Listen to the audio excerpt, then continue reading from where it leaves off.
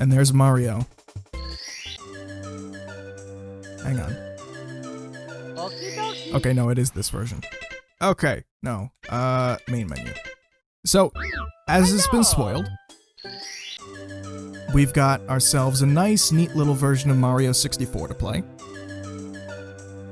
I don't know why the stream is like that, or the chat box is like that. Sorry, I gotta refresh, which means I'm gonna delete it from the scene. But, fine. Hello, welcome. Now, I don't have everything quote-unquote enhanced.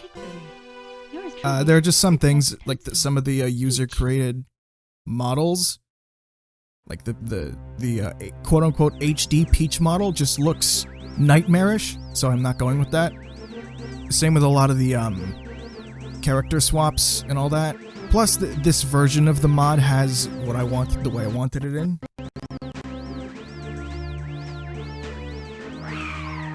I hope that doesn't happen too much. But, as you can see, this is the PC port, running in full 60 FPS widescreen. I'm running it in 1440p. 2K. Mario's got a nice little enhanced model. It's very good.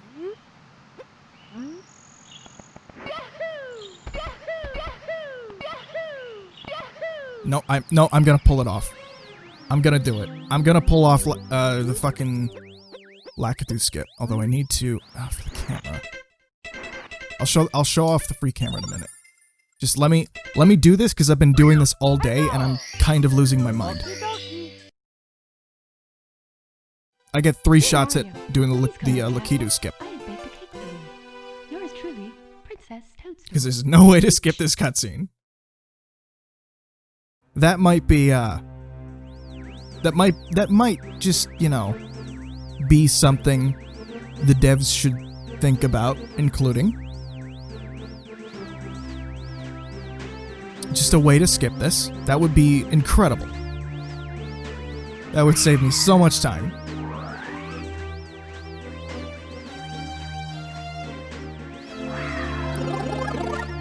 And this version in particular, this looks better than the Switch version. Oh yeah, big time. It's way better than the Switch version.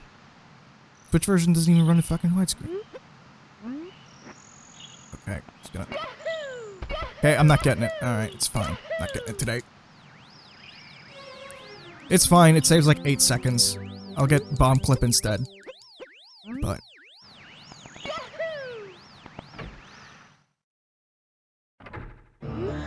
So this was a, for those of you who are unaware and just kind of out of the loop, this was a community effort. Am I speedrunning it? I've been trying to practice speedrunning throughout the day, and it hasn't worked. But this is a community effort to, or it's been a community effort to reverse engineer the source code of Mario 64.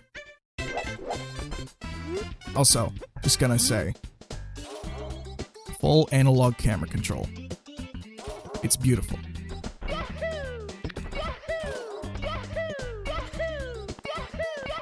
But I've been learning more and more speedrunning tricks, so... Almost got it. Timing was right, I just kind of threw it wrong.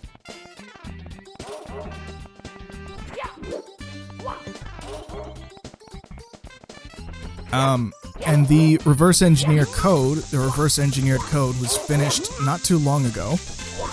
Ah, so close. I need that angle when I go to the wall. And as such, it lets people basically port the game to whatever. So Mario 64 is, while unofficially, now open source. So, it's about as portable as Doom. I was like a frame off. Give me one more. Why are the coins? Why are the coins in the center of the screen like that? I don't know. Am I dead? Wait, what? Oh, did I break something?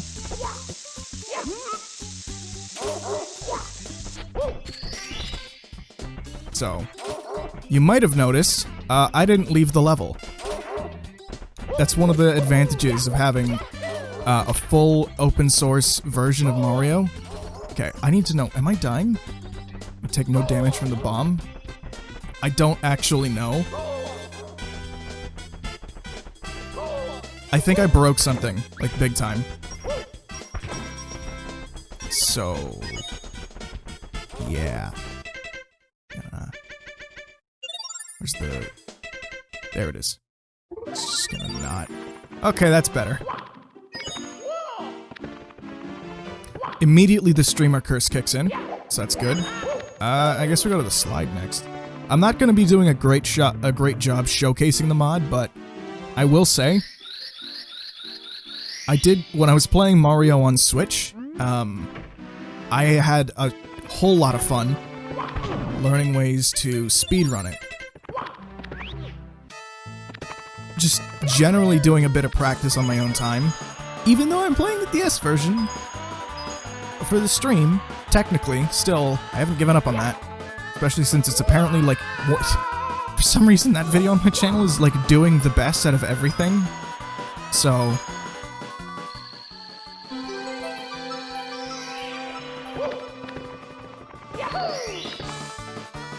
Oh yeah, you can just get 2 stars.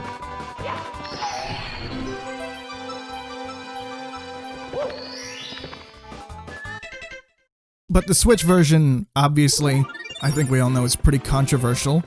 I think my feelings on it are summarized best by the video, Super Mario 3D All-Stars is Pathetic, by King K. And I know that sounds real biased, right off the bat, but that's always been a creator that I've actually enjoyed a lot. Just generally whenever, and seeing them discuss, Nintendo's real shitty business practices is cathartic. But check this out. So this is a trick that has been notorious for being like kinda iffy on the grounds of if it should be allowed. But check this out. So I just go up the thing and then I walk. And by allowed, I mean allowed in speedruns. You can just get to the top here. And just kinda get a star. God damn, dude.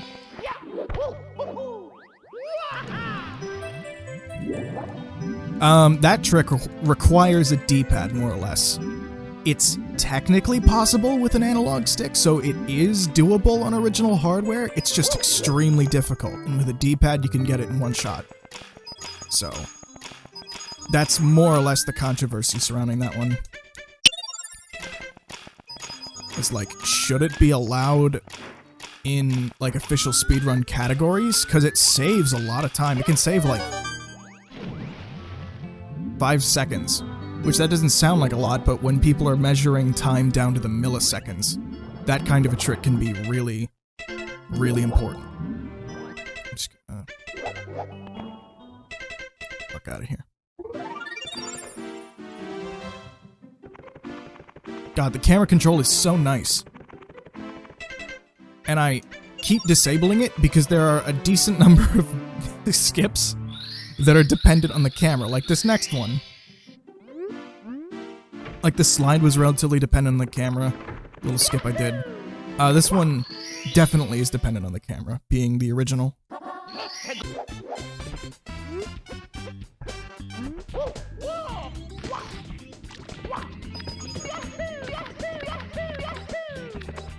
I don't feel like... Okay, come on. Did I get a Series S? I wish. I can't get my hands on any of the consoles. I tried my best to get a PS5. I wouldn't really worry about getting a Series X or S. At least not right now, because I got a decent PC still. Ah, shit, I didn't get it. I need to be closer to the edge. I guess I can take this route. There we go. Not close enough. What controller am I using? I'm using my 8-bit Do SN30 Pro Plus. So it's shaped like a mix between a PS4 and a SNES controller. And it's good. It works. It works on PC as an Xbox controller, so I just kind of use it. for everything. But technically, because it's a PC game, it is compatible with an N64 controller so long as you have the adapter, like a USB adapter. Shit. Here. I think I know what I'm doing wrong with this.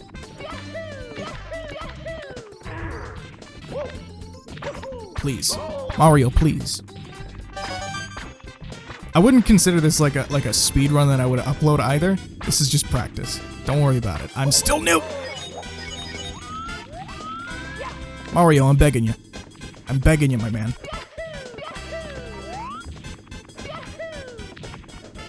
Doesn't Nintendo normally take this stuff down? Yeah, so this is an interesting legal situation. This is a reverse engineered project, which means this is using none of Nintendo's source code. So as long as you create a engine to extract the assets from a ROM, because you can create your own legal backup ROMs if you have the cartridge, and you have a way to, you know, dump the cartridge to your PC. Everything about this is legal. None of it falls within Nintendo's terms of service, but guess what? Nintendo doesn't own PC.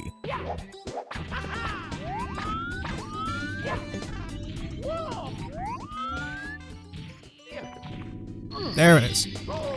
Got a star. That's what that was for. It would look more obvious in the original, but still.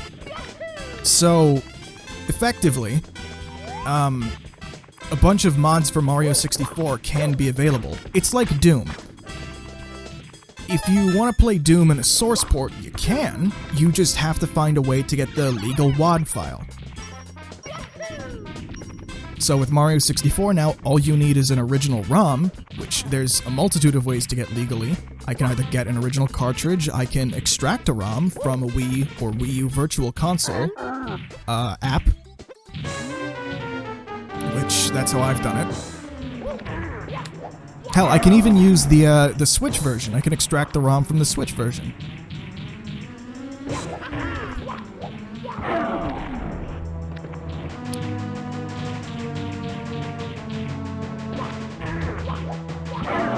And I can just place it in the folder, and there's a program called SM64NX Builder 2?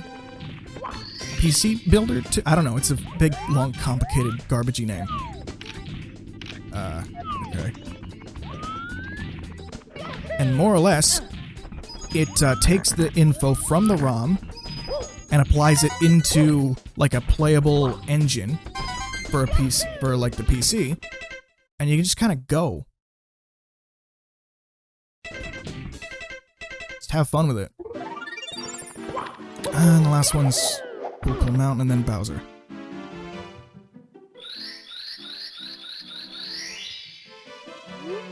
So there is no legal precedent. There's no law stating that this game is illegal. Because the source code doesn't use any of Nintendo's art assets, and because I feel like the game's quiet.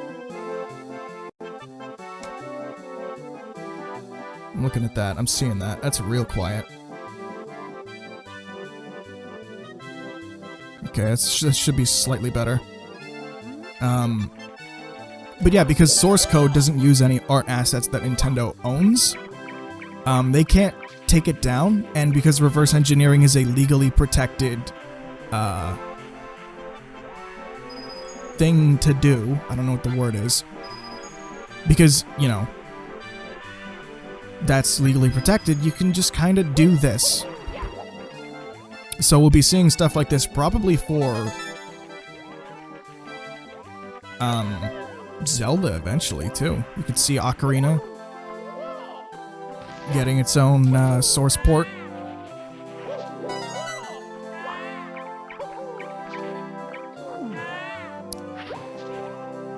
The only thing you can't do is download a fully compiled EXE. Because doing that is piracy. It comes with the ROM, it comes with all the assets, it comes with all the nonsense. And I mean, while it's not legal, you should do it. Just saying. This is the product Nintendo has to compete with, and they did a shit job competing with it. Like, literally the only advantage to 3D All-Stars is that you don't have to homebrew your Switch. And even then, homebrewing your Switch is free. 3D All-Stars is $80.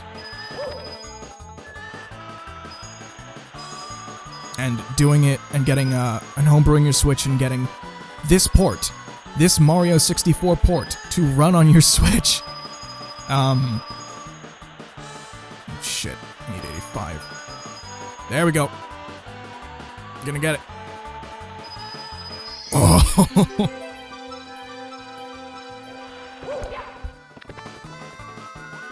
I need to see. Lack 2. Come on.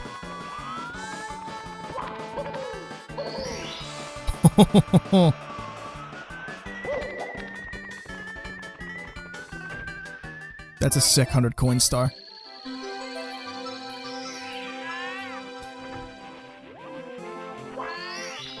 But yeah, people have created a whole bunch of mods, like this free camera mod. I did not. I'm going to Bowser anyway, so I'm gonna keep it to say, no. Fuck it. Let's play Bowser with the camera enabled. Enable the camera.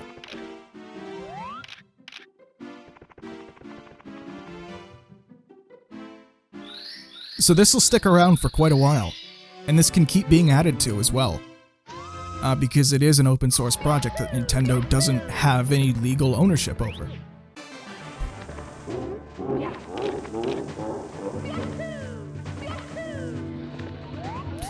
Oh.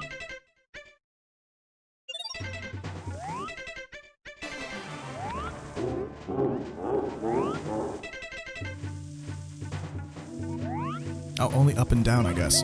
Oh, I guess they just kind of account for that.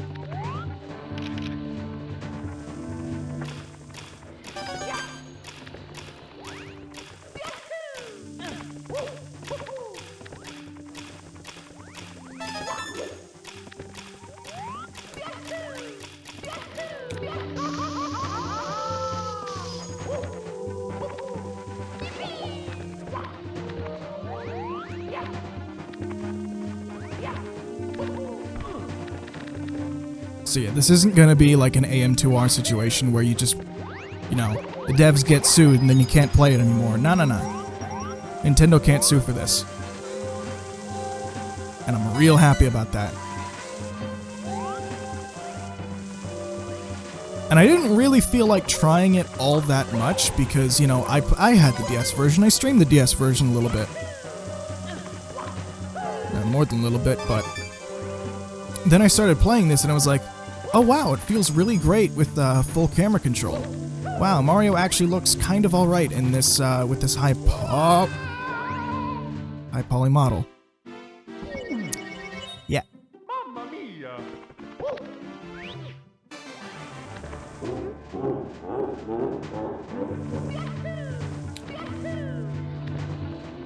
So, you know.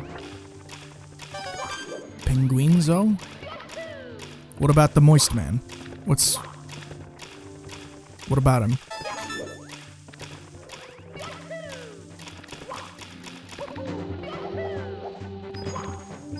Yes! Oh! Oh! Mamma mia. I'm trying. I swear to God I'm good at this game. I've been playing at least the DS version since my childhood.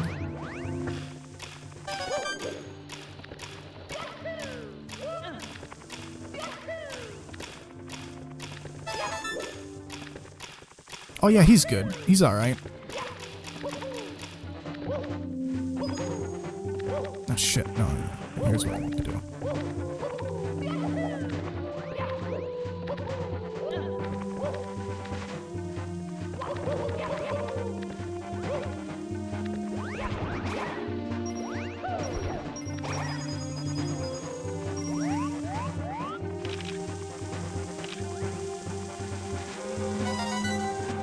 I still find, like, the biggest thing I find weird about this port, or like these enhancements that I've done, okay. Do I play Among Us? No. I don't have enough friends to play with. Honestly. It's just... Listen, I've been doing this, I've been doing school and work and listening to politics. My life is kind of depressing. I wouldn't say boring, just like... I don't intentionally go looking to play games like Among Us. Because I'm a piece of shit. Oh god. I'm getting stressed trying to do some of these big time jumps.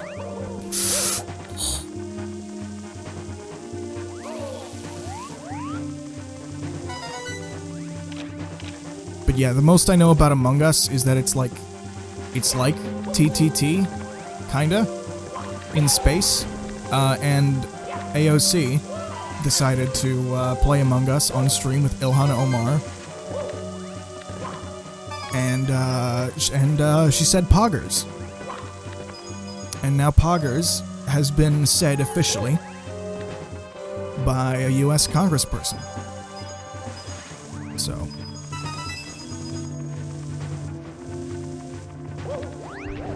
that's pog as fuck. Oh god. Mario, please. Mamma mia!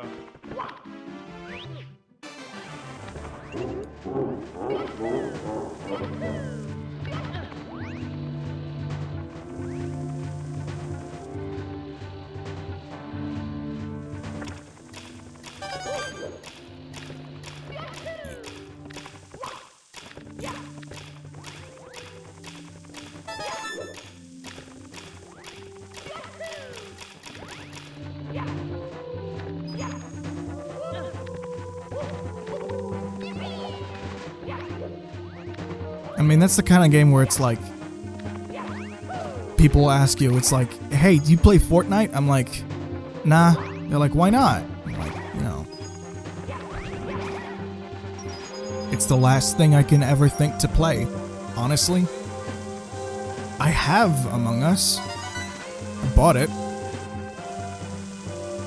I'm like, thinking about other games all the time, or like politics, or like, I don't know, fucking what to eat next.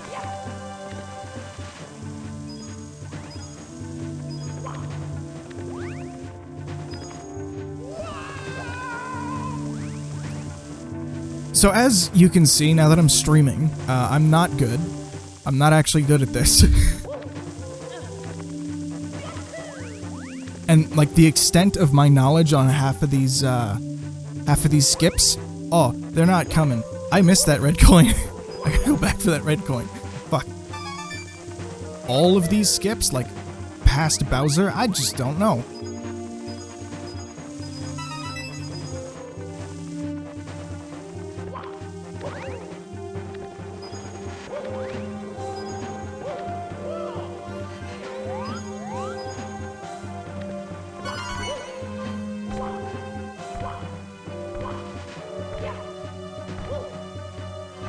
Good.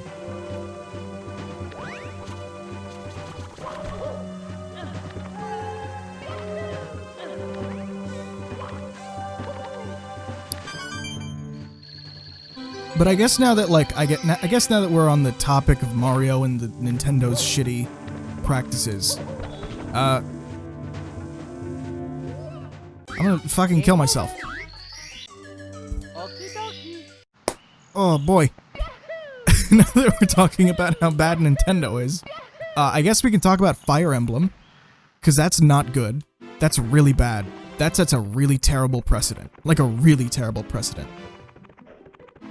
Is there save states? No.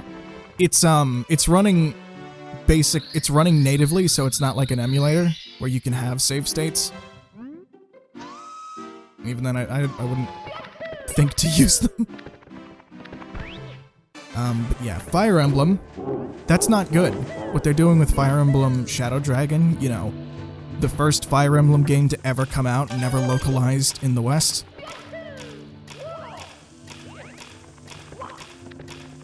It's just limited time? What's that? Literal history, literal super important gaming history, never been re-released? It's just limited. just say, nah. Limited time offer, motherfucker. Like, forever. No digital, no physical, nothing. You want Fire Emblem? Too bad. We're gonna limit it, and you're gonna have to buy it. I'm not gonna buy it. I'm going to find extracted ROM online and throw it in an emulator, because what they're doing with Fire Emblem is not good. It's really bad. And I'm gonna stream it. I'm gonna stream myself fucking pirating it. I'm probably not gonna like it, because I've never played a Fire Emblem game. But it's that kind of business practice that is more my jam. And I mean, sure, it's like, what, $6 on the Switch? Which is still a lot for an NES game, but why are they making lots of things limited time? To make money. Looking at 3D All-Stars' sales, it's one of the best-selling games on the Switch. It's way up there. Like, for the entire year. I think it might be the best-selling game of the year. Which is shitty. Because people are they have that, like, fear of missing out.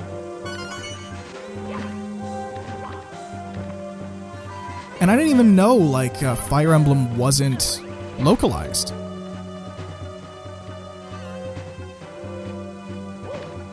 I mean, I knew it's not in as dire straits of, like, preservation as some other games. Like Mother 3, for example, that game's just not getting localized at all.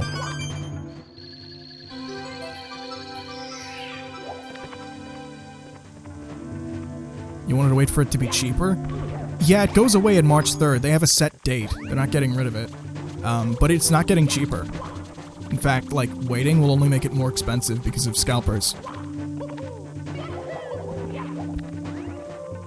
And even then, I would still say you're probably better off playing all of these games in Dolphin, or some other emulator. Or like Mario 64 with the PC port. Just like pirate it, and then play it for free in its best possible form.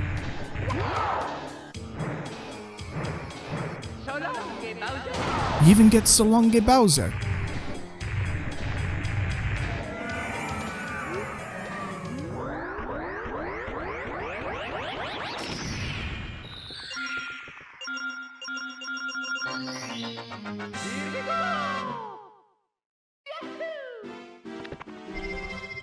But yeah, even Mario Sunshine, most of the enhancements are like Mario Sunshine gets widescreen and HD. Each game gets some kind of HD. You know, Sunshine and Galaxy, they get full HD, but 64, I mean 720p works, technically. Not unplayable. Not 480p. It's not 240p. And it is still native with the Switch's, you know, touchscreen. The actual tablet in handheld mode, it's native with the screen, so I guess it's fine. But like Mario 64 having no widescreen at all, having a weird black border around the screen, when there's a native PC port, there's a native port running on the Switch. This port, using this source code, unofficial source code, running on the Switch in full 1080p widescreen. Nintendo couldn't be fucked. They're like, nah mate. You get bare bones, barely upscaled Wii U emulator.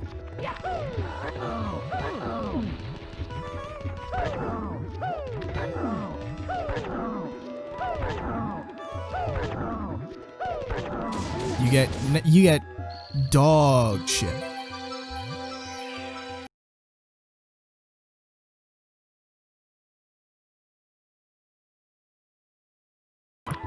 But that's it. That's all you get. Okay, yeah, good. Mamma mia!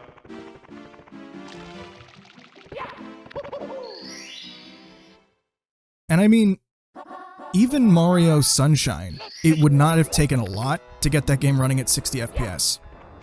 What's interesting about that game is it was running in 60 FPS just before it launched in the GameCube.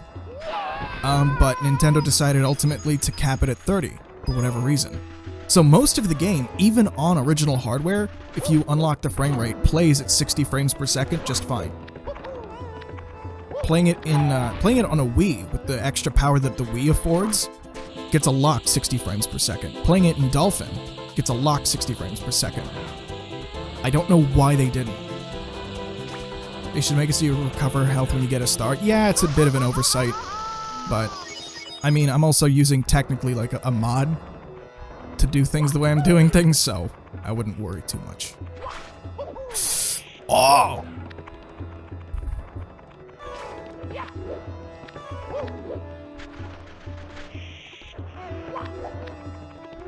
Where's the bird? Bucket. I'll go. Oh!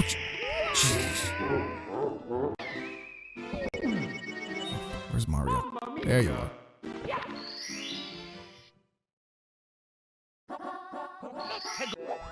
I'm just gonna go.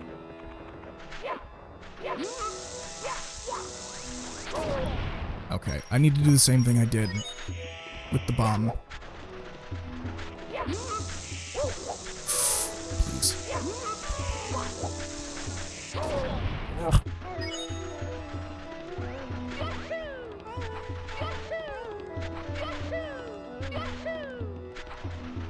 But yeah, I was thinking like, so wait a minute, if Fire Emblem Shadow Dragon is the very first one of Nintendo's big money makers, is now having issues getting both localized and being, you know, ported to the Switch. For fuck's sake.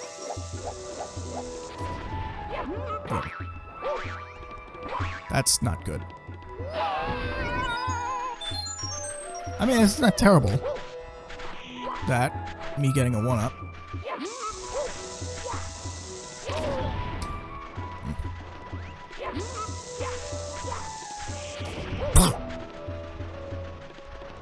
But I wonder about games like Mother 3. So, Earthbound Zero was localized. Trials of Mana was localized. These games also got new titles, just because they're old. But a lot of this stuff got localized. And Trials of Mana was apparently only being localized because of the remake.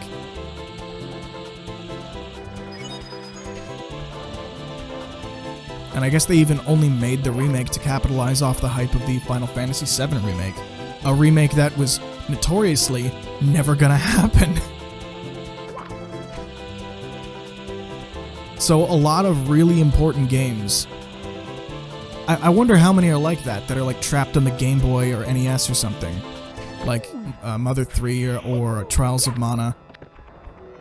That just aren't coming to the West because of a bunch of really shitty reasons. And I wonder if Mother 3, if Mother 3 ever does come to the West, if they're gonna do the same bullshit they're doing with Mario 3D All-Stars and Fire Emblem Shadow Dragon.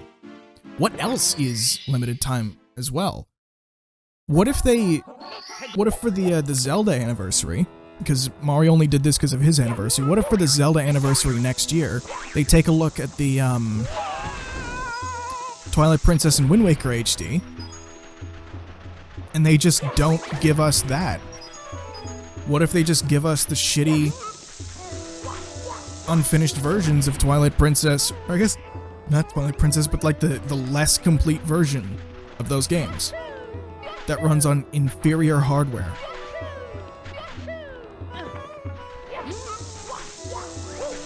I'm not doing great with this bomb clip.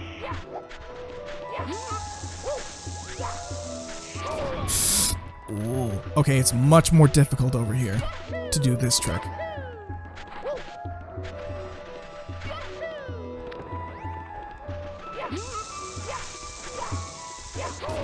I'm gonna fucking... Ah!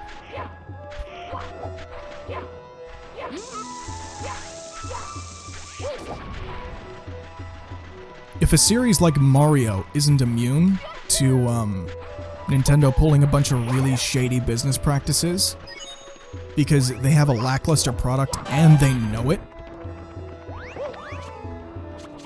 if series like Fire Emblem and Mario aren't, what about Zelda? Are we ever gonna get to see, like, Ocarina of Time 3D again?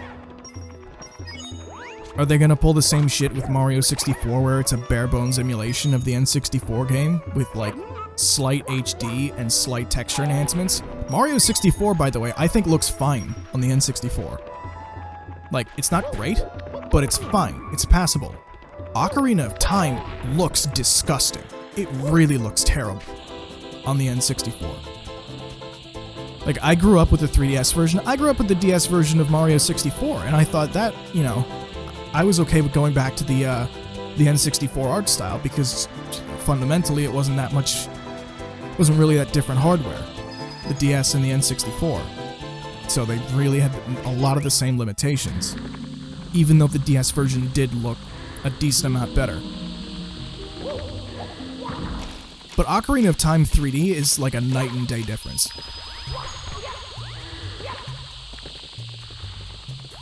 Same with Majora's Mask. Now, Majora's Mask has some more issues on the 3DS, but still, it's like not that bad. And there's a lot of enhancements that I just can't live without, like full analog camera control on the 3DS version. It's beautiful. It's wonderful.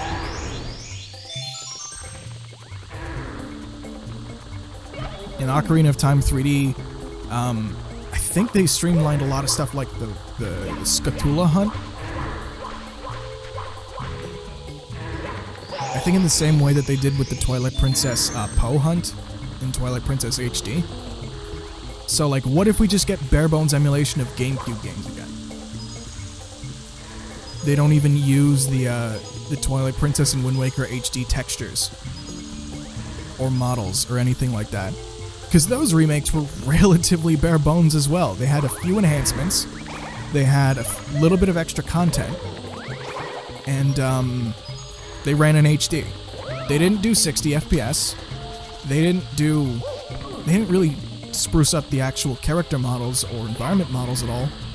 It was more or less just a lighting and texture enhancement. But even in Twilight Princess's case, it was just textures. The lighting was almost exactly the same. And with Wind Waker, they just sort of overbloomed the game and shipped it. And then I guess added a few shadows here and there that weren't in the original game. Like, they're the best ways to play these games, but I don't know if Nintendo would look at, like, a game, like, they made a GameCube emulator that can do stuff like bounding box emulation, which, surprise, surprise, neither Mario Galaxy nor Sunshine need bounding box emulation, so why is it in their emulator if they're not going to use it for new products, like maybe a Zelda port? Actually, even then, the only game that I can really think of that needed accurate bounding box emulation was Paper Mario: The Thousand Year Door. So, who knows, we could see Thousand Year Door on Switch before anything else. New features like bottle messages and Swifts. Yeah, that's what I meant by, like, extra content. And that's the other thing, those games relied on Miiverse a lot. Miiverse is gone. A lot of the extra features in Wind Waker HD and Twilight Princess HD just won't exist on Switch. So, will Nintendo be like, will Nintendo be like, are we going to put in the effort to redesign Twilight Princess and Wind Waker again? Are we gonna, like, add maybe a, you know, basically a Gecko cheat code? To get the Swift Sail, and, to get, like, the Swift Sail and, like, quick wolf transformation in, or something? Is it just gonna be the GameCube game again? But maybe with, like, a reshade mod? So, like, some extra post-processing and then that's it? And again, what about Ocarina and Majora? The backlash to Majora 3D was pretty substantial. Like, it was not an insubstantial amount of backlash. And even then, Aonuma apparently hates Majora. Like, the director of Majora's Mask hates it because he's like, it's a failure. I didn't want to make the game the way I did. Miyamoto only like gave me a year unfairly to finish my game, and you know, I think it turned out to be like, he thinks it turns out to be a failure. Meanwhile, it's like my favorite Zelda. Majora's Mask 3D, by the way, again with the restoration patch, just did a stream of that. I'm gonna plug my stream. Go check out the stream. Actually, go check out that stream because I have a tutorial for how to set up Majora 3D in Citra with the restoration patch so it plays better. So it's basically just the original game, but with enhancements. There's no, like, downgrading.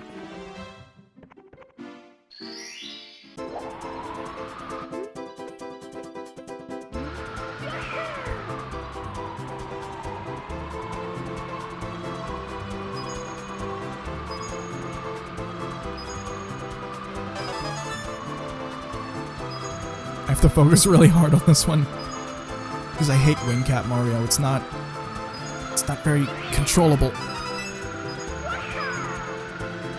There we go.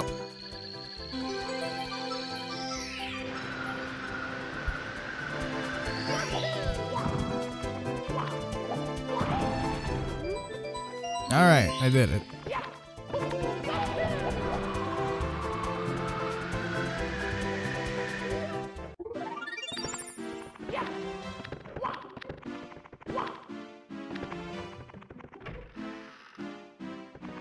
Because if I was ever to go back and play Twilight Princess or Wind Waker again, what do you think about the Fortnite lawsuit with Apple? I don't remember. What was that about? Did Apple, like, take Fortnite down off the store or something? Hang on, now I need to Google this.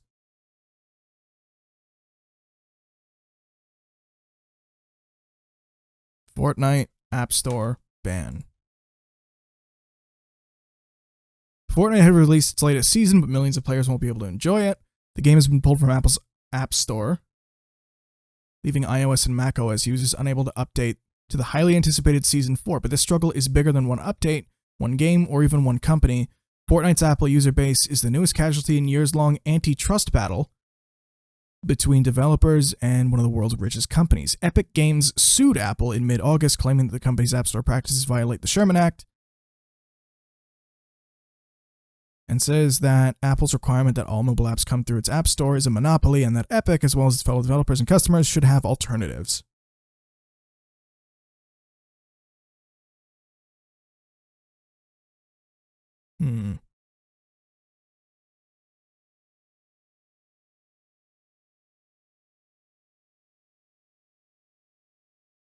As Recode's Peter Kafka explains, apps on Apple's mobile devices have to go through the company's App Store, which sees a 30% commission for app purchases as well as any purchase made within the app.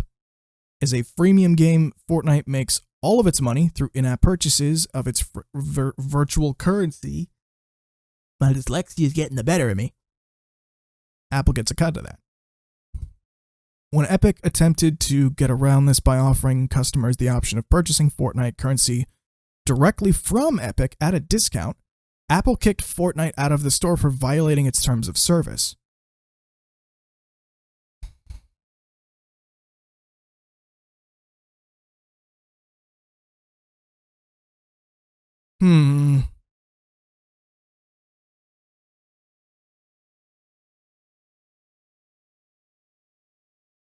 Epic responded with a lawsuit, joining an ever louder chorus of developers and legislators who accused the App Store of monopolistic practices. Given its total control over apps on its own devices, Apple is now firing back with a lawsuit of its own. Think Apple is wrong for taking so much money? I mean, it's their store. They can do what they want. Actually, I know consoles charge a lot more for commissioning third-party games. I think it's something like 80%. Actually, no, I think it's around 30% on console. If you buy like a third-party game on console, it's around that price that developers end up paying out to Sony or Xbox or even Nintendo. I know Steam's a lot cheaper. It's like 8% or something. I mean, my take is a bit more big-brained in that the developers themselves don't really, like the actual people who make the game don't really see much of the profit. The vast majority of the profit goes to the publishers and the shareholders who sort of hoard all of the money that they for a game that they didn't make. Like when Randy Pitchford didn't make Duke 3D, but he owns Duke 3D, and if I want to play Duke 3D right now, I have to pay Randy instead of 3D Realms to get 3D Realms back on gear and start making games again. Like, if I want to... I can't give 3D Realms money for making Duke 3D. They don't get royalties. Because Randy owns the IP. And fuck Randy. The App Store can be mutually beneficial to Apple and app developers. When the App Store launched on iPhones in 2008, it was pitched as a win-win. Developers would have easy access to Apple users as well as tools to create and sell the apps that they made. All of which was especially good for small developers that didn't have the resources to do so otherwise. In return, Apple would get a rapidly expanding roster of apps to offer to consumers and a steady stream of cash. Because the App Store is the only way consumers can get apps on their iOS devices, if you don't know what you're doing, Apple has been able to make whatever rules and set whatever prices it wants around all app purchases. App developers therefore have to agree to their terms or else lose access to hundreds of millions of potential customers. So, my answer to this is if people don't like it, they should go and they should throw their iPhone away and they should buy an Android phone. Actually, that's not really my real solution. My real solution is I would break up Apple and tell them that they know they can't force people to only download stuff through their App Store. Apps have to be a specific package, like Android APK files that allow people to just sort of compile them and then extract them onto a phone. So, you know, people should be able to download iPhone app files like you would a .exe on a Windows computer, because that's all you're really doing when you're downloading an app.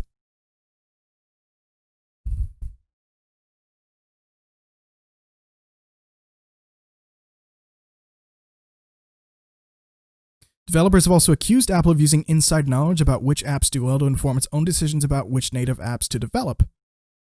Many of those Apple-made apps come preloaded on iPhone devices and can't be deleted, and they're pushed to consumers in a way that third-party versions are not. Apple also gives its native app access to certain features like Siri that third-party apps don't have. Right.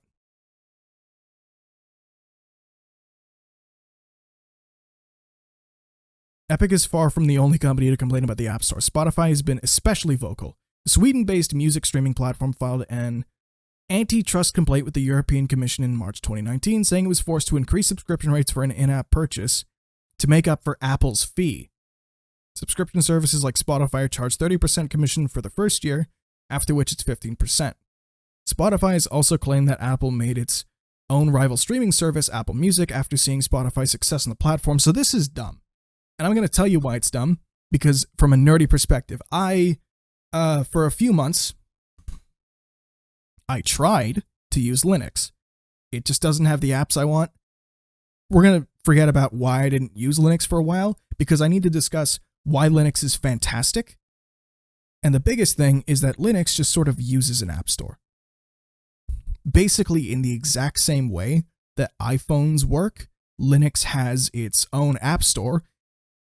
It does kind of function through the terminal, through like the command prompt, but nowadays more and more Linux distributions just come with like a normal app store that you use buttons and you click stuff.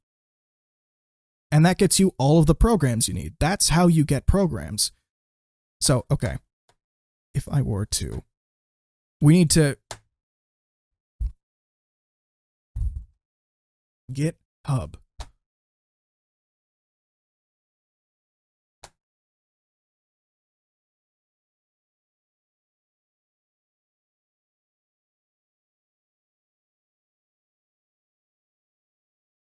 This, my friends, is a program, or this is a website called GitHub.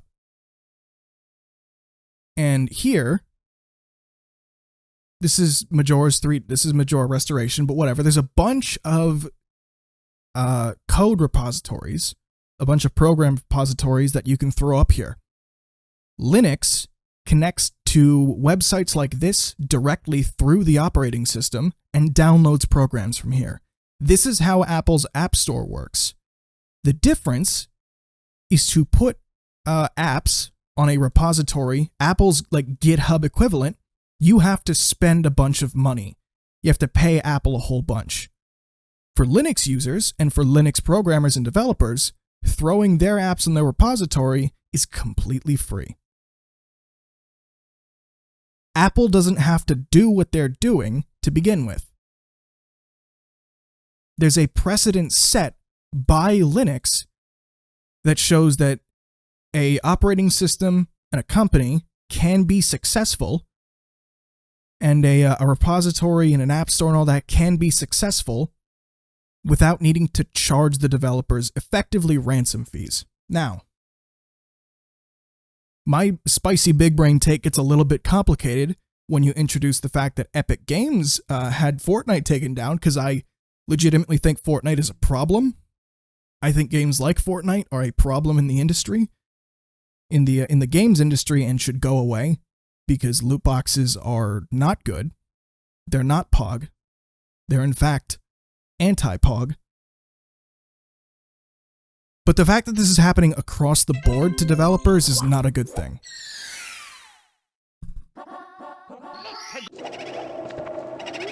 Apple is literally just holding most of these developers at ransom and saying, give us money, otherwise we're just not gonna let you use an iPhone to make apps.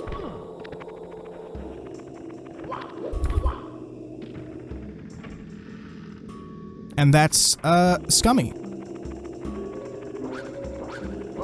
Actually, let me read some of the rest of this article, because this is fascinating.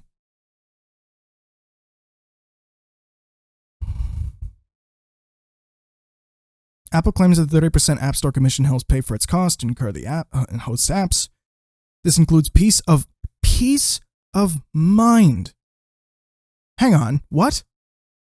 Can you put the article on screen? Sure. Here, I'll zoom in. Oops, it's not the right button.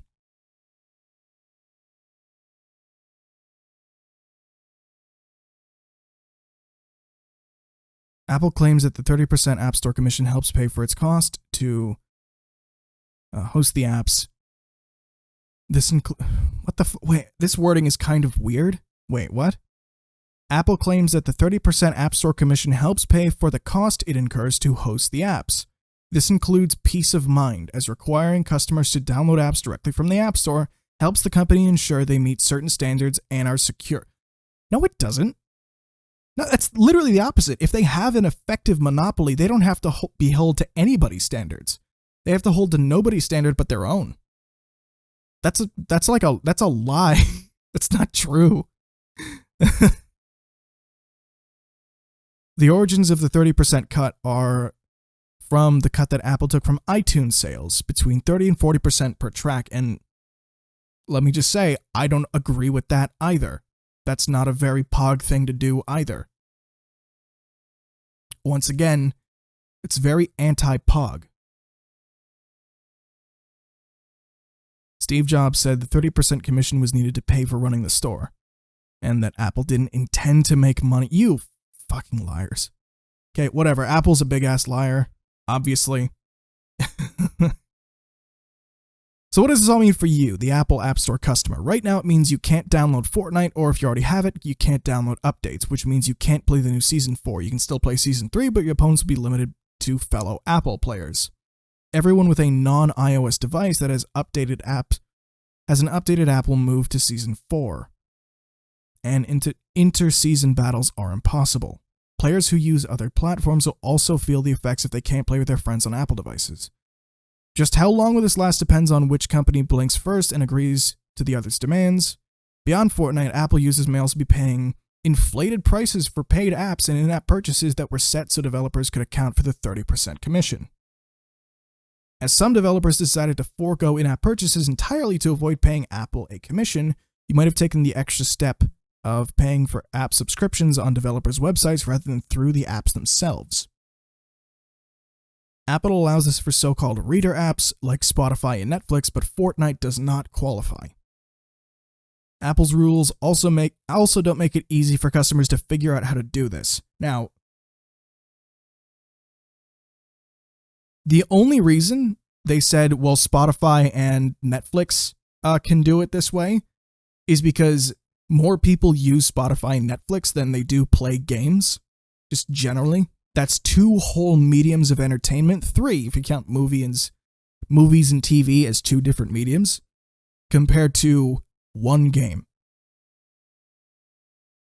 So that's a thing, and you can pay for Netflix without going through Apple. In fact, you had to do that before they created the Netflix iPhone app. Fortnite, you could also buy V-Bucks on PS4 or PC or even the Switch before you ever downloaded the iPhone version, which means you would already have them on your account. I'm not kidding, it's the exact same scenario. Between Netflix and Apple, it's the exact same scenario, there is no difference. But Apple just wants to fuck with you. Because they can.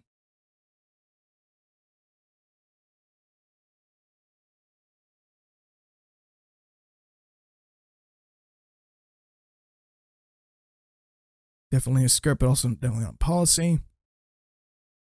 At least not in spirit. As evidenced by Fortnite's removal from the store, Apple is now digging in its heels and defending these policies, but the company has given in on one occasion, for instance, by allowing premium video providers like Amazon Prime Video to use its own payment systems for in-app purchases to avoid the 30% commission.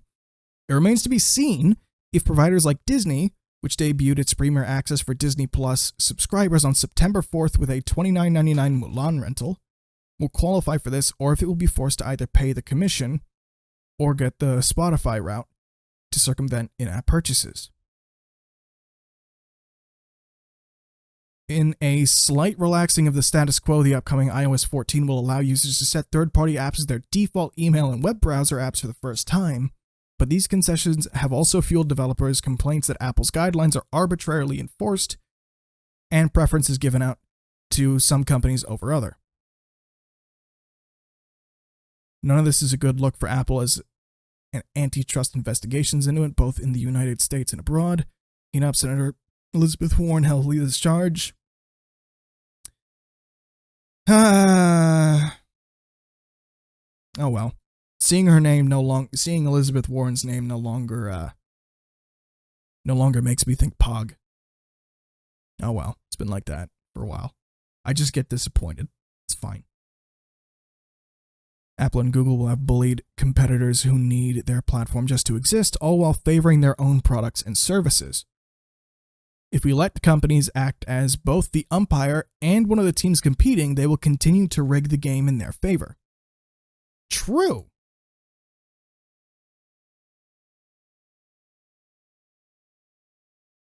Actually, wait. One last thing. After years of looking for more companies and small businesses are beginning to speak out about the monopoly power of the tech giants. Stacey Mitchell, the co-director of the Institute for Local Self-Reliance, a well-known thorn in big tech's side. I actually want to see what this is all about.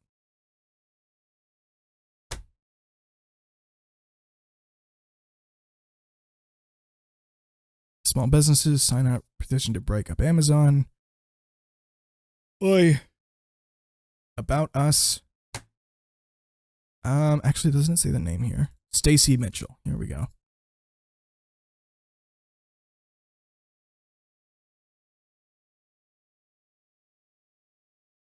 Here it is.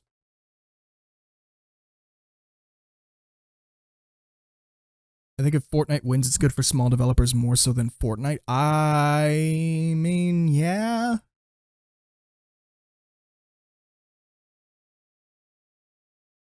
Actually, I don't really know what the lawsuit is actually specifically pertaining to. I don't remember. What did they say it was? Here.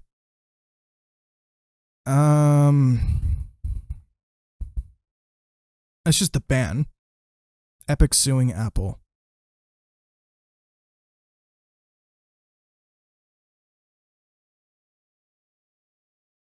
Filing lawsuits against both companies.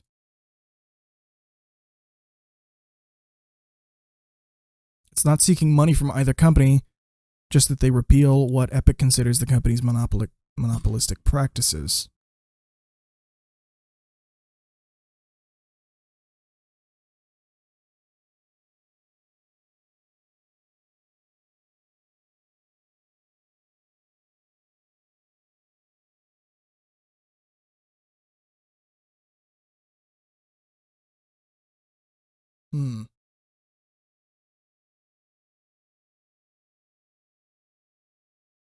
The filing argues that Apple...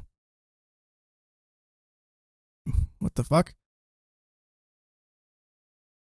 Where did it say Orwell? Fuck off.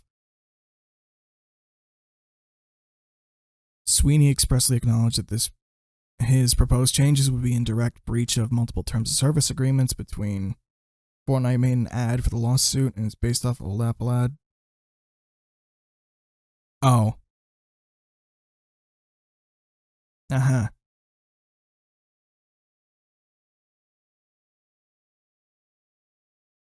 Yeah, I mean, these ads kind of miss the point. That ad was based off 1984, which was a very, very leftist kind of book. Actually, I don't even remember if it was leftist anymore. It's just kind of broadly anti-authoritarian.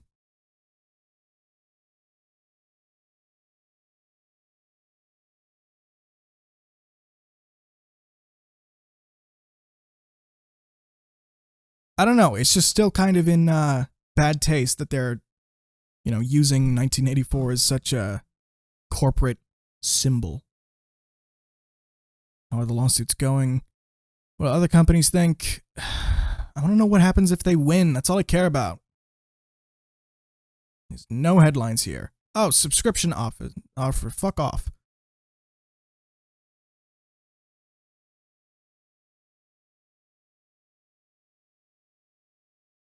Why this case is a big deal? Epic isn't simply asking the court to... Stop! Fuck off. Epic isn't simply asking a court to block Apple's banning of Fortnite, it's alleging that Apple holds an unlawful Okay. A final ruling against Apple someday could potentially reshape how all app stores function in the United States. And it could undercut Apple's decades-long strategy of creating a tightly controlled technology ecosystem or walled garden that prevents iPhones from installing apps outside the iOS App Store. So, potentially, keyword, potentially, if Apple wins, if Epic wins, it could mean that Apple has to open up iPhones and it's no longer a closed ecosystem. Now, ideally, I would want the App Store to function more like the Google Play Store, where there are apps, obviously, and it is endorsed by Apple. And having an app store, like I said, isn't a bad thing. Linux does this, and it works just fine because it uses each distribution, so each version of Linux that you can install on your computer uses basically a different app store.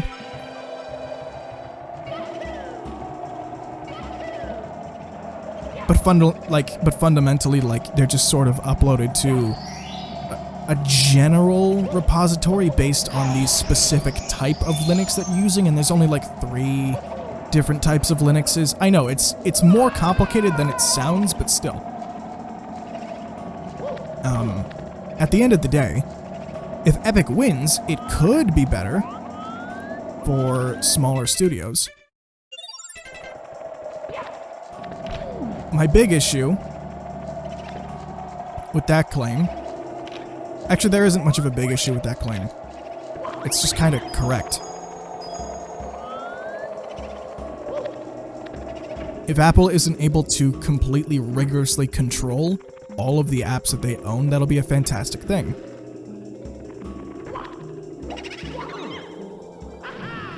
Because, you know what? I'm gonna say it. I'm gonna fucking say it. Fuck exclusivity rights.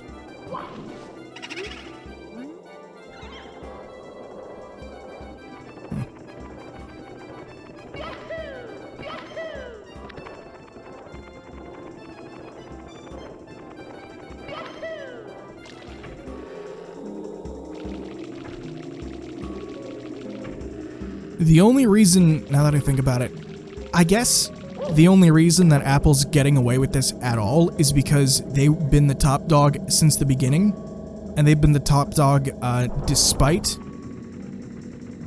their apps more or less,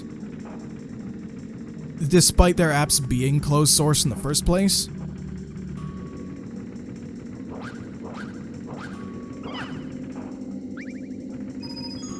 Like, historically, compared to Microsoft, they were actually losing the computer game back in the day to Microsoft because they were closed source.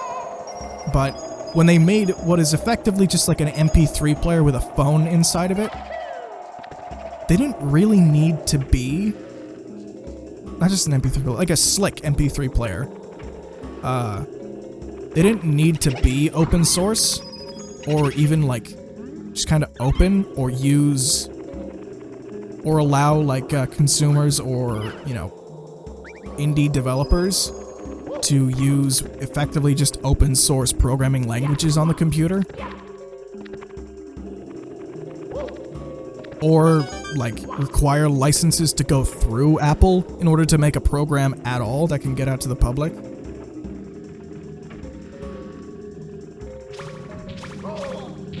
So Microsoft did a lot to make sure that, you know, people who actually use their computers could use apps made by anybody. Apple didn't.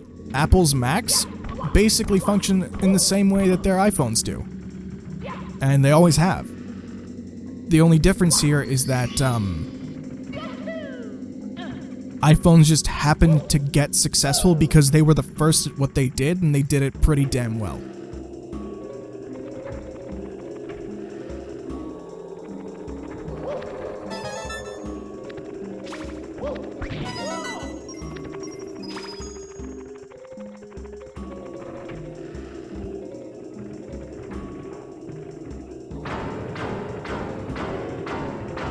But yeah, I don't know. There's a lot more that I could talk about, too. Like, how I do think it's genuinely a good thing that Fortnite is banned. Because Fortnite needed a ban a long time ago for all the fucking gambling that it does. Because that's what it is. It's literally just gambling, but kids can do it. That's what Fortnite is. And that's what most games, if not all games actually, with loot boxes are. Just fucking at-home gambling for kids.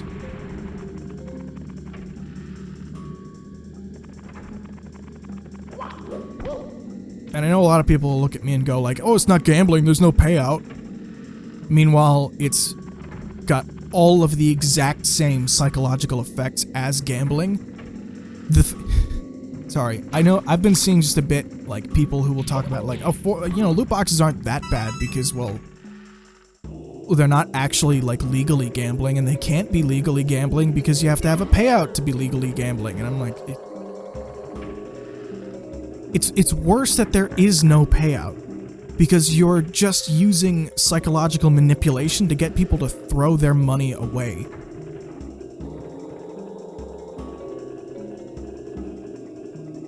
Epic says loot boxes in its hit video games will now let players see what's inside them before they buy them. Good?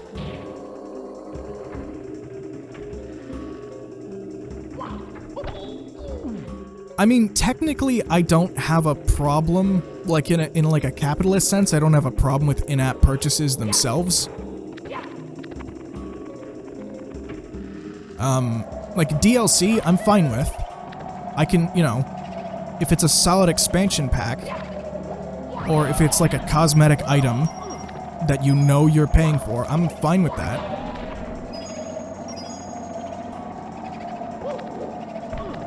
Wait, how would it do that? Wait, hang on.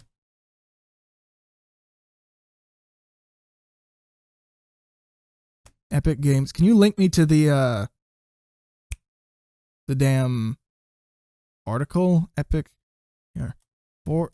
Fortnite to show what's in loot boxes. BBC article. Okay. Open URL. I don't know if you got banned for that. Unban. Let me check if you got banned for that. Because I know I have set up posting links times out the user. Oh no. Okay, maybe not. Maybe I turned that off.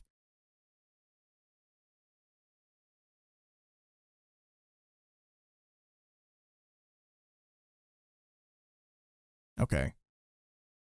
Let's try this.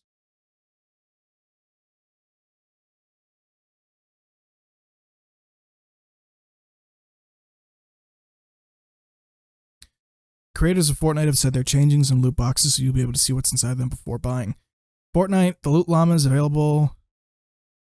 Bought. But Epic Games, which makes Fortnite, is criticized. Thank you for not banning me, very pog. True.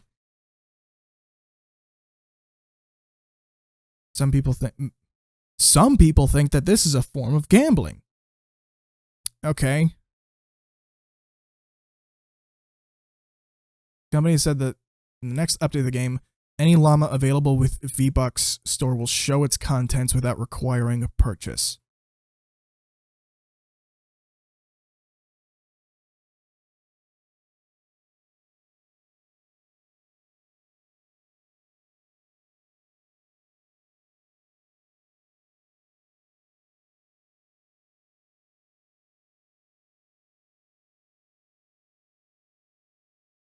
What?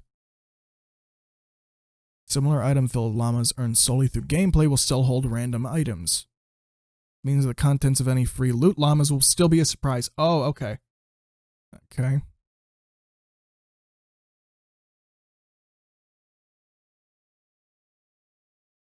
Fortnite is the best. Okay.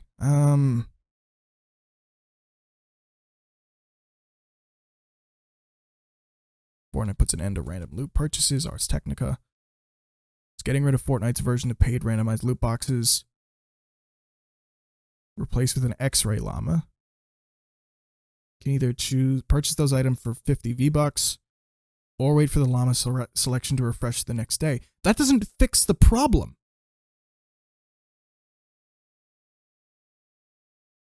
Fundamentally, that doesn't fix the problem at all.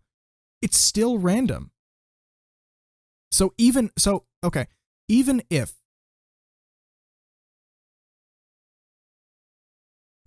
this llama shows you what's in here, you won't get to, it's not like you don't spend the money on the loot box. You have to spend the money on the loot box in order to see what's in the next loot box. It's just choosing whether or not you Oh my god, this doesn't fix a goddamn thing. This just shifts the problem slightly to the left. Not even slightly less or slightly more. It just straight up shifts the problem to the left.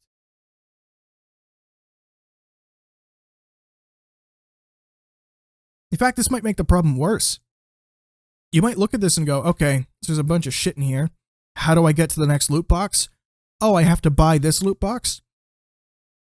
Well, I guess I'll keep spending money on loot boxes I don't want to get to the ones that I do. It's the same exact problem.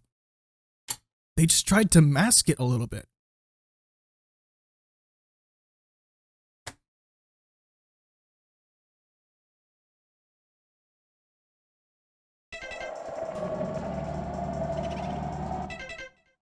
No, this would be like if you go to a slot machine in a casino and before you pull the lever, it tells you what you're gonna get. In fact, no, this is exactly like what it does in a casino.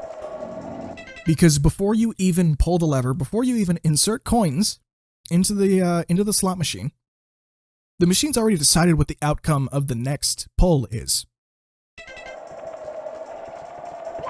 Now it doesn't show you, but assuming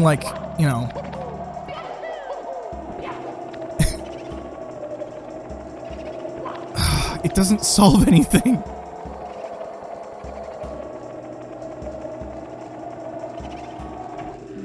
It's literally just the same problem, but with an extra step of obfuscation. That's it.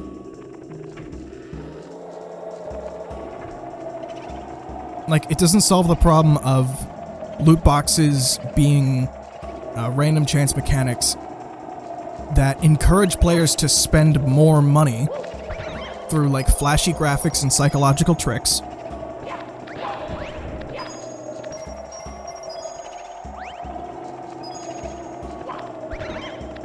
It doesn't solve the problem of being designed to be addictive.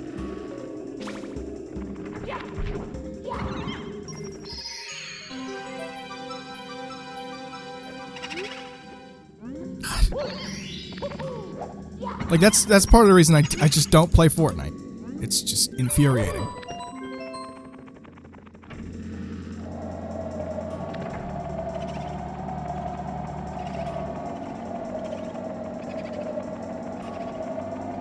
Meanwhile, I'm over here playing baby games. But while you play the baby game, you need to play shoot. You shoot and you open the llama. But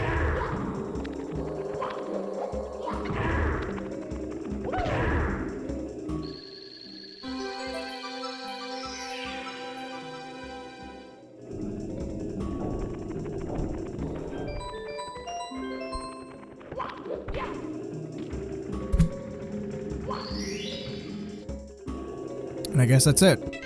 I kind of dislike how there's no fanfare anymore when you get a star. It's a little disappointing that, you know, you would have to go in and out of the level when you get a star, but like, it's kind of...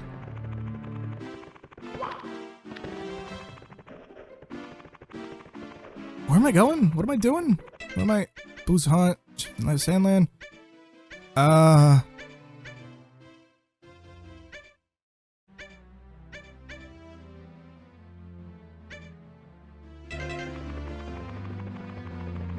know there's a toad around here.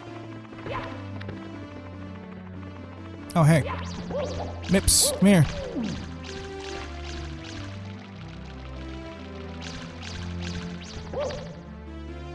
Is it just me, or is the timing of the bunny running around, like, off? I don't know. There. Yeah.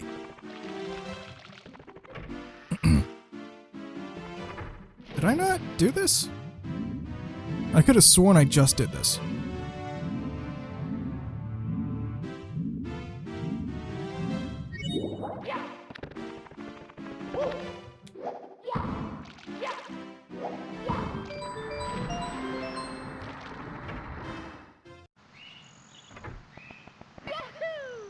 Even outside of, even thinking about it more, even outside of just loot boxes being, predatory and like the way that they're, you know, a way most of them like are set up to make you want to spend money on like the cool shiny item.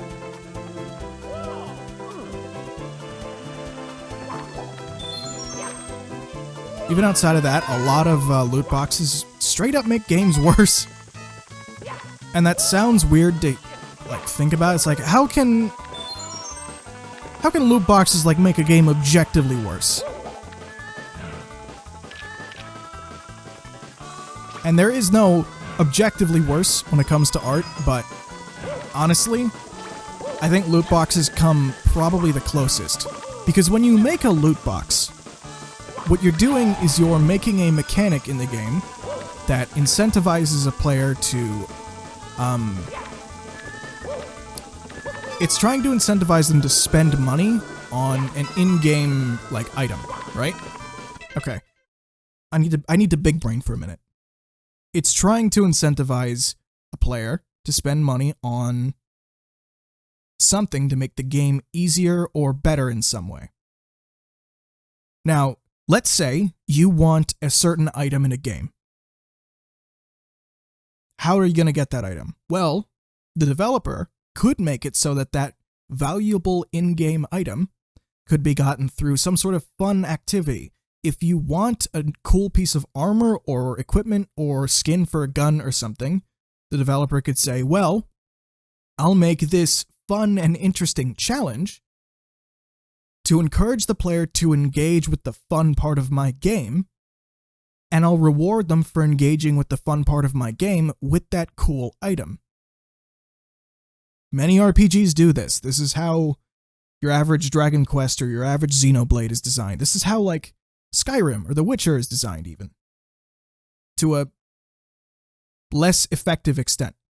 Now, if you want them to spend money on a loot box, you would make that item that makes the game more enjoyable for you, you would hide that behind some sort of paywall. Instead of crafting a challenge that's fun and interesting for the player to engage with now, what they've done is made an item that requires you to either not have fun while playing the developer's game, because they have intentionally, like, hidden that item behind some sort of really terrible gameplay element or some sort of grindy thing. Why am I spinning?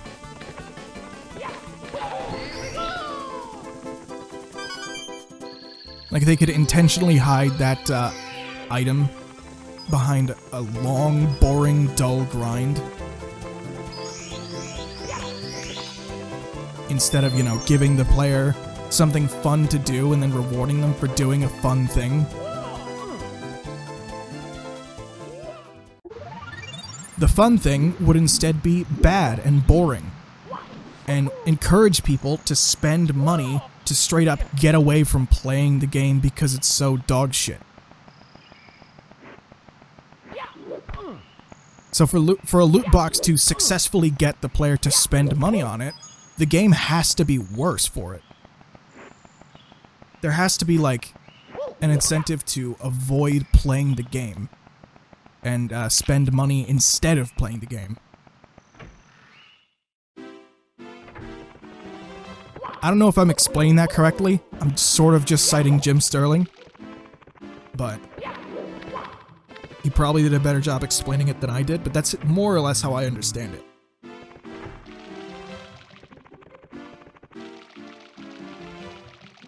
And I even felt that, like, I still enjoy playing Genshin Impact off and on.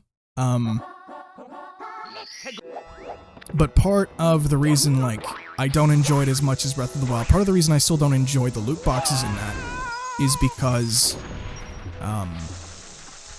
when I'm playing it, I'm like, I wonder how I can get my next character, or how I can, like, get my next pull, or whatever. And I'm thinking about it, I'm like, I wonder if there's, like, a item in the world somewhere that'll help me progress the, like, get my next character. Because people have said, like, oh, Genshin isn't really affected by the whole loot box thing because the main story isn't affected by loot boxes at all. Or, like, you have to get to like, really far in the game for the gacha elements to really affect the story progress in any way. But I think of it like doing the pulls and getting character is a big part of the fun.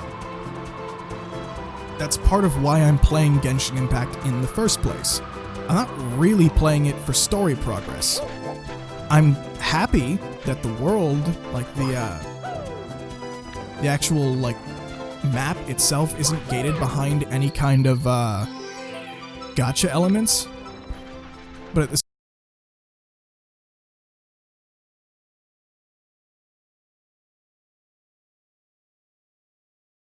I don't like most companies because they do loot boxes in the exact same way. Even Nintendo. Nintendo doesn't get away with it. Fucking the Fire Emblem mobile game, or that one Dragon mobile game, whatever it was, and Animal Crossing, they all do that. At one point, I think even Xenoblade 2 was going to have, like, a genuine, like, pay-to-win gacha system. And I can feel it less and less as I play the game, or I can feel it more and more as I play the game, because I start to see, like, little bits and pieces where I'm like, I wonder if I could have, like, spent money on a core crystal, or if a player, like, really didn't give too much of a shit about the gameplay because it's kind of, what the fuck's the word? Intentionally obtuse. they would just want to continue with the story, and then they would get to a point where they're fucked over because they don't have the right blades, and they would need core crystals, and buying core crystals sure would help at that time, but they just don't have that.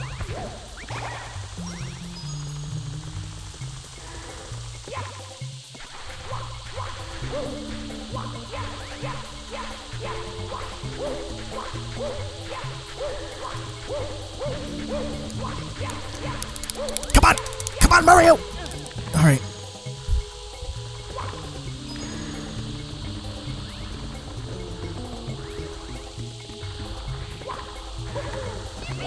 I don't know if my compressor worked there. I don't know if that blew your eardrums out.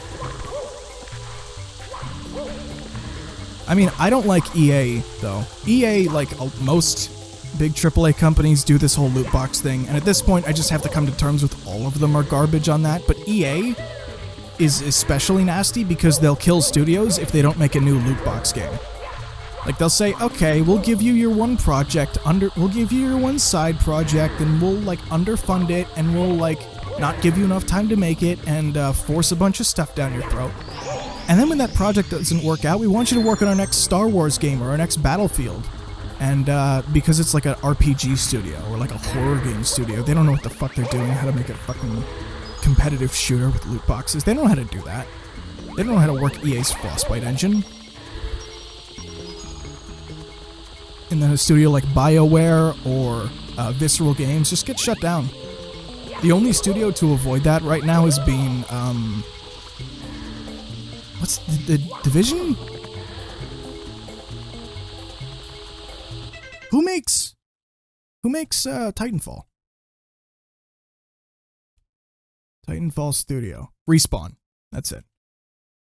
The only studio to avoid that has been Respawn because they're just such competent developers that even when EA like underfunds one of their projects or like gives them something that they don't know what the hell they're doing, they shouldn't know what the hell they're doing with, they're just so like good at making games they can power through it. And that's not a position a lot of companies or a lot of developers are in, where they just know most games so well they can make whatever. Like EA, like for fuck's sake, EA took a studio, Respawn, tried to cannibalize the sales of their game, gave them a sequel that still didn't do well anyways, because I think they cannibalized it again.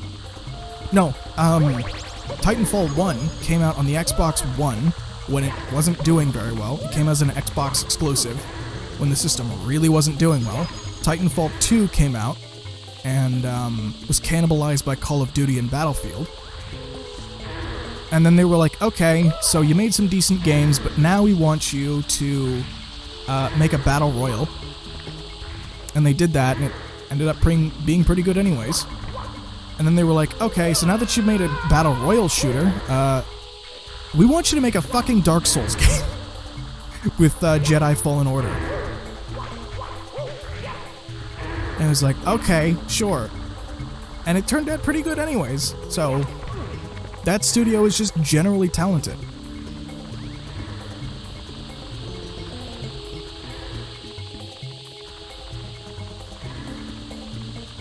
I don't know, I was gonna bash on EA, but now I've forgotten my point and I've just sort of complimented Respawn. So, I think my work here is done.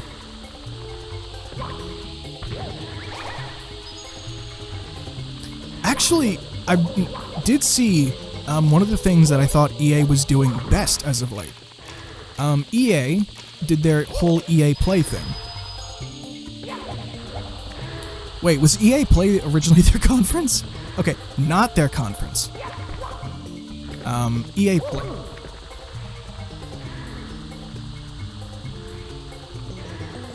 I swear to God, I thought I saw a ghost. I think I'm losing my mind. Oh boy. I'm not fucking kidding. I saw a shadow above me, and I was like, what the fuck is that? Is that a spider? And there was nothing there. Anyway, EA Play. I'm gonna get shit for this. EA Play is solid.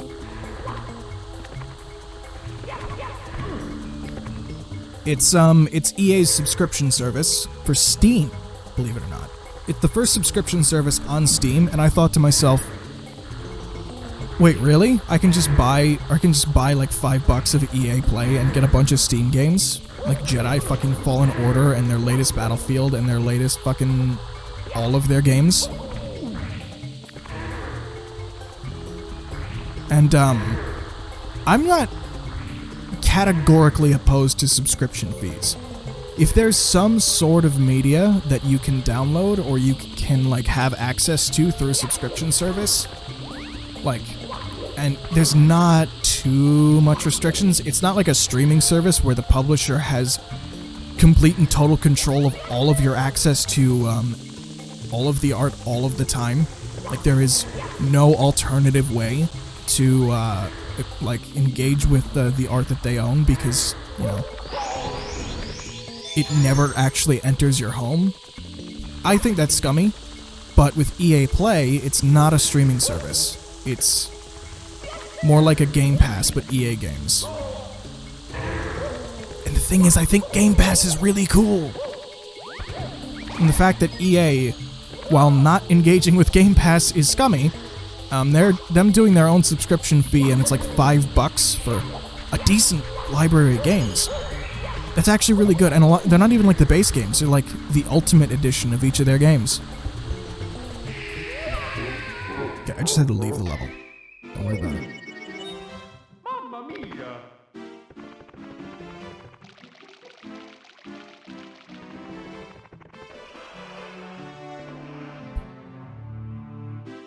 L3 is crouch? Oh. And I'm no shill for EA. EA is one of the worst companies on the market. Period. Like, there's no way around it. Where's that one level? What's it fucking called? Not Dire Docks. Here it is. Hazy Maze Cave. Oh, it's Captain Toad!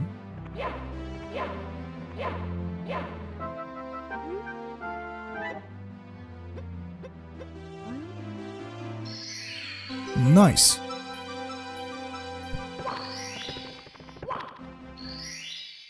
Whoa. That looks weird in HD.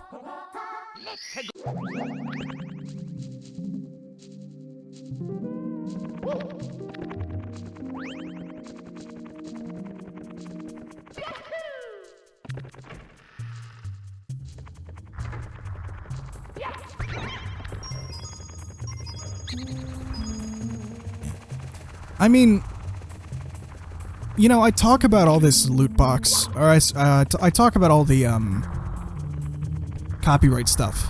I ultimately talk about that because loot boxes are kind of a dead horse.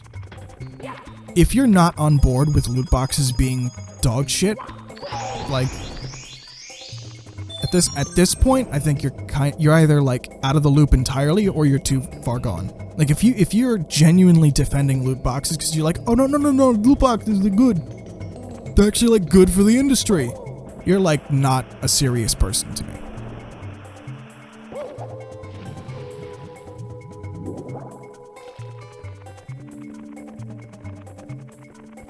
Like, I can't take you seriously as like a pundit of any kind.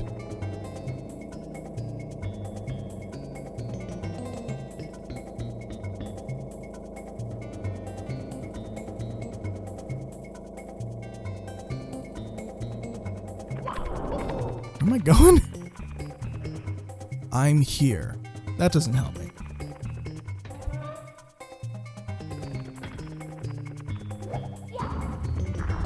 Oh, Jesus.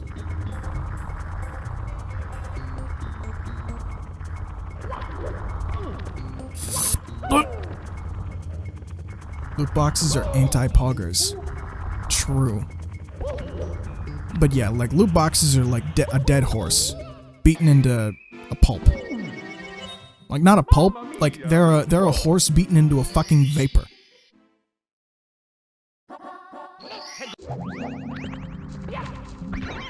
And I never see enough people talking about how, like, gaming history I don't need to get into that whole spiel now, but I just don't see enough people talking about gaming history.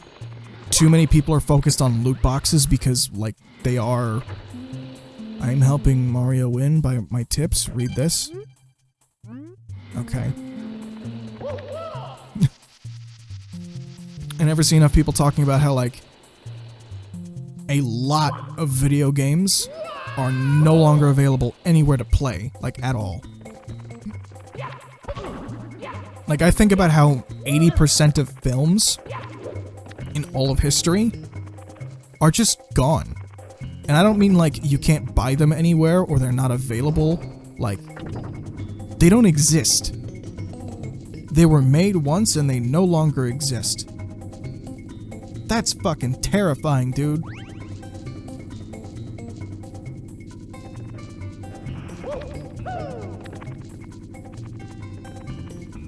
Like, as I understand, like, art being basically the soul of culture, and there's a whole bunch of artsy-fartsy, political science, art school kinda descriptions I could make of it, but basically, like, if you don't have art, you don't have culture, in a sense.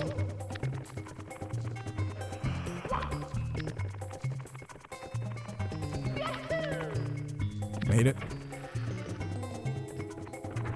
And the fact that the vast majority of art in history is gone because people do a terrible job of preserving it, that's terrifying to me.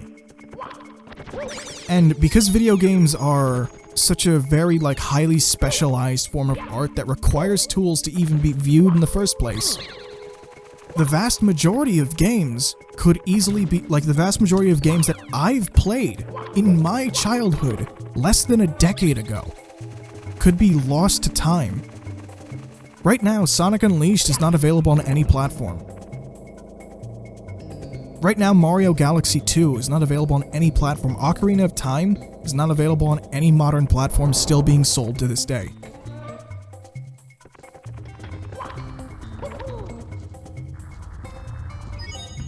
That's terrifying. These games are, like, hugely culturally impactful. Sonic 06 is not available to play anywhere, and sure, it's a bad game, but, like,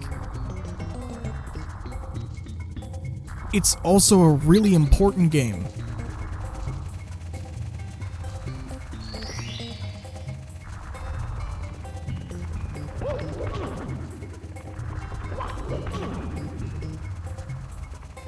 So that's just fucking scary, dude. Isn't there, like... Can't they just, like... Oh, maybe not.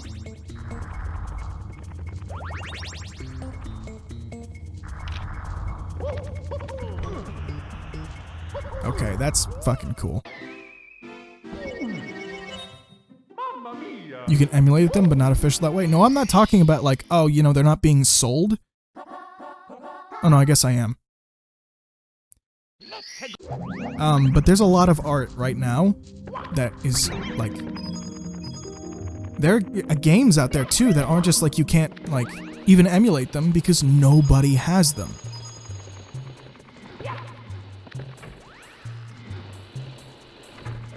Like, at all. There are games that, like, did release at one point, like, maybe for the Atari or the NES or something, but they're just kinda no longer anywhere. Nobody has ever archived them. Nobody's ever put them on the internet. Nobody's ever dumped a copy. I don't remember what game it was. Actually, no. Right now, because there's no decent Xbox 360 emulator, Scott Pilgrim vs. the World, a really high-profile, indie game, is gone.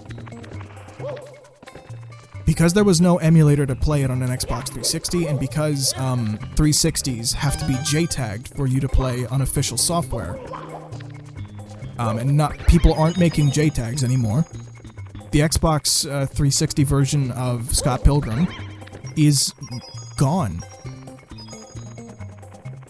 Emulation really does go a long way to preserve media, but only if the emulators themselves work.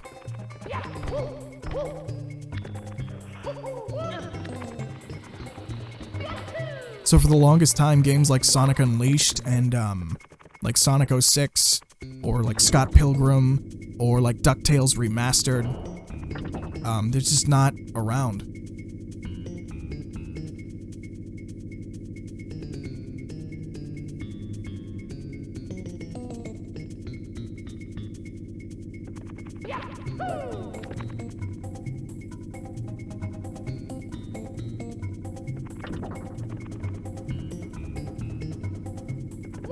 Banjo-Kazooie Nuts and Bolts, yeah. Actually, I think that one's around. I think you can buy that in the Rare Replay right now.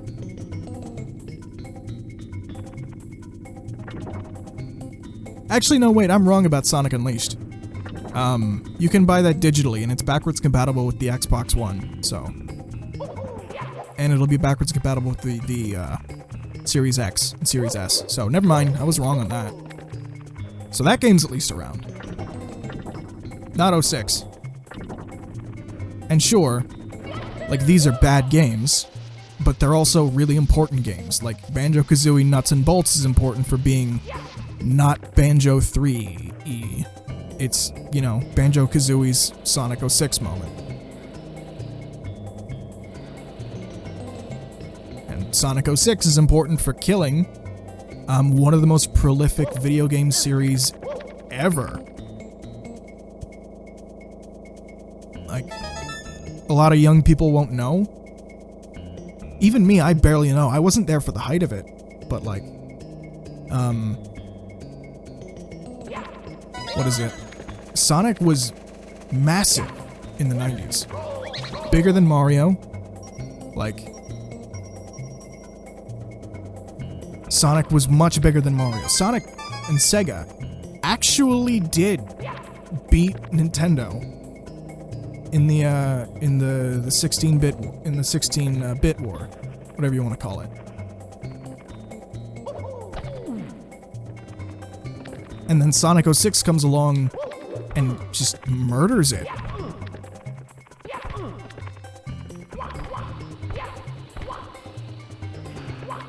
Like, Shadow the Hedgehog was kind of a bad game, but the series had bad games to that point. 3D Blast and Sonic R weren't good.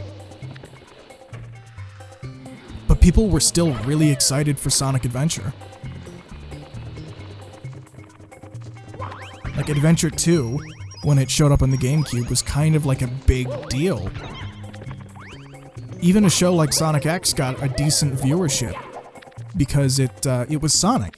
Sonic just was, it sold everything. It was one of the biggest media franchises on the planet at the time.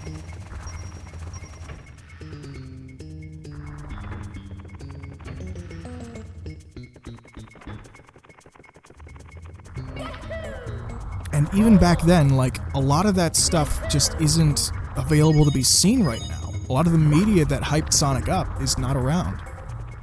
You can't see it.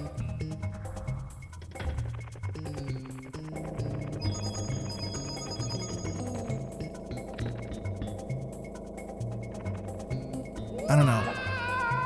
And Game Pass is alright. Like, it's not a method of preserving media. Like, as a deal for, like, a product, I think subscription services can be alright, but in terms of actually, like, doing the work of preserving media, they don't.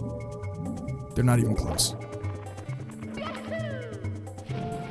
Because you don't own any of the games that you can play on Game Pass, you can't do stuff like mod them. You can't,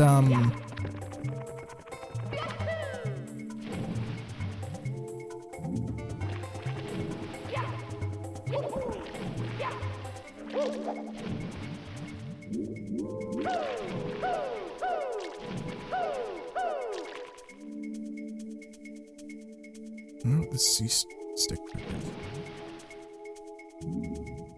Mod Mondays. True.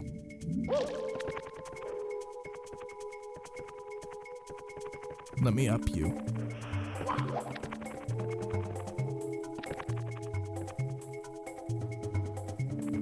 Oh god. Where are you taking me, friend? I know I can, like, control this thing slightly by having Mario look.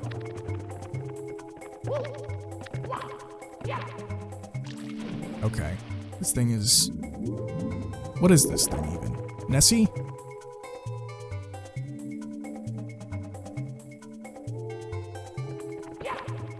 What?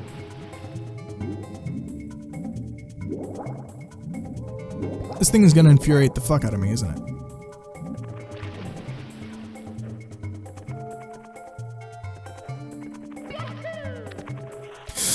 Oh!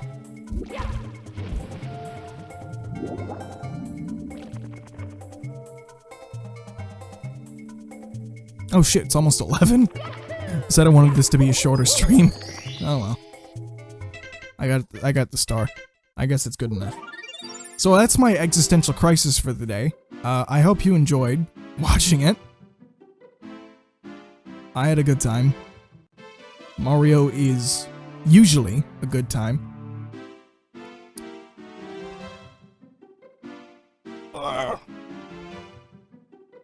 I've been trying to make the streams a bit more chaotic, but it hasn't been working. Been trying to make them a bit more hectic, see if I can get like a laugh compilation out of it. Like what if I can get like a what's the Twitch laugh? I don't know. If I could get like a cackle out of it. But it hasn't been working, so I'm just going back to my big thinky streams. Anyways, if you enjoyed the stream, thanks for watching. You can check me out at youtube.com/SamuelKnytt. When's the next stream? Fuck if I know. I have no idea. So, if you're watching on YouTube, or if you're in chat right now, like the lovely people there, or if you're watching the VOD, or however the fuck you're watching this, be sure to hit that follow on Twitch at twitch.tv/MrKnytt, and make sure that little notification bell's on. Same with YouTube, you better fucking subscribe. Actually, you don't need to. That's always a choice. Remember, it's literally always a choice. If somebody tells you on YouTube you better fucking subscribe and like, don't fucking do it. You can check out the Discord, where you can come hang out with me. And I'll be there, and there's memes, and there's dreams, and there's seams. And then there's the Twitter, where I have more bad opinions. Yeah, that's it. That's all I got to say. Thanks. Thanks for hanging out. I will see you sometime in the future.